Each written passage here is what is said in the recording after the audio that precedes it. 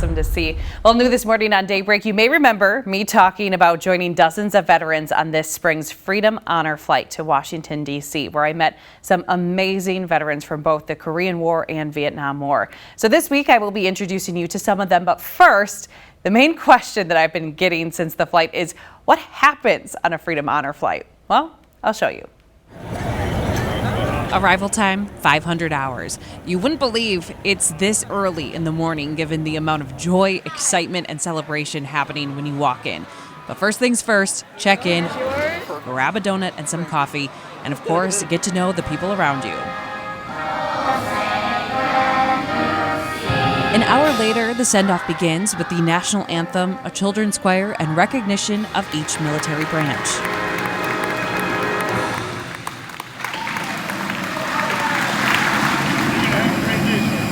0630, it's time to board the plane to Washington, D.C.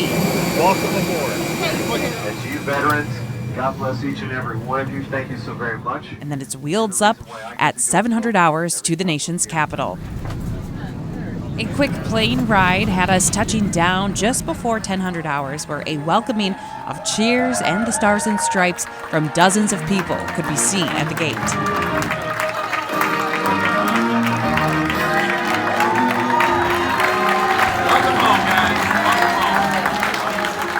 Then it was off to the buses to begin the tour. Thank you.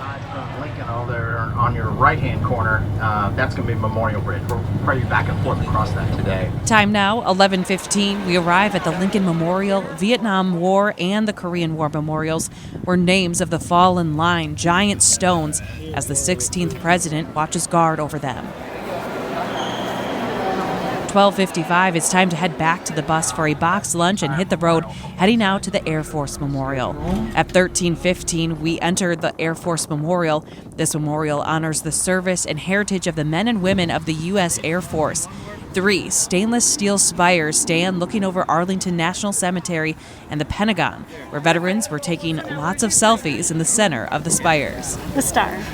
The third stop on the tour took us down the way to the Pentagon at 1409, where we saw the memorial dedicated to remember the events of September 11th and honor the 184 who died when the plane crashed into the western side of the building. This memorial has benches with each name of the 184 who died under a growing canopy of trees to shelter and protect the memory of them. The benches facing different directions, indicating whether the person was in the building or on the plane. Mr. Audie Murphy is buried at the top of the hill. And Mr. The journey continued after to Arlington National Cemetery to visit the tomb of the unknown soldier. Time now 15:30. We all stood silently while the rain fell, watching the soldier on guard, unfazed by the rain beginning to pour. Right at 1600, the changing of the guard. Ladies and gentlemen, may I have your attention, please? I am Sentinel Potter of the 3rd Infantry Regiment, United States Army. Guard of Honor, Tomb of the Unknown Soldier. The ceremony that you are about to witness is the changing of the guard. In keeping with the dignity of this ceremony, it is requested that everyone remain silent and standing. Thank you.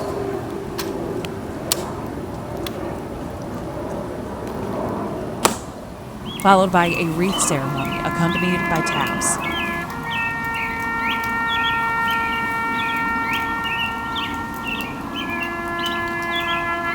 Those emotional moments carried us onto the bus, where we ventured back to the National Mall to now see the World War II Memorial.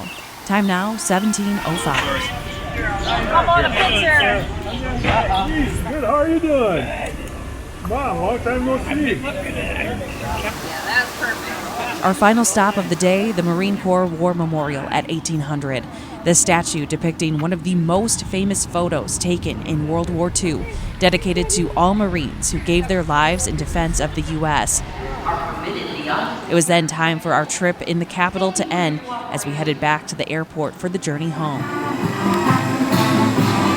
2200 hours, touchdown. And as the veterans filed off the plane, a surprise and a welcome home these veterans never got, but always deserved. So great to see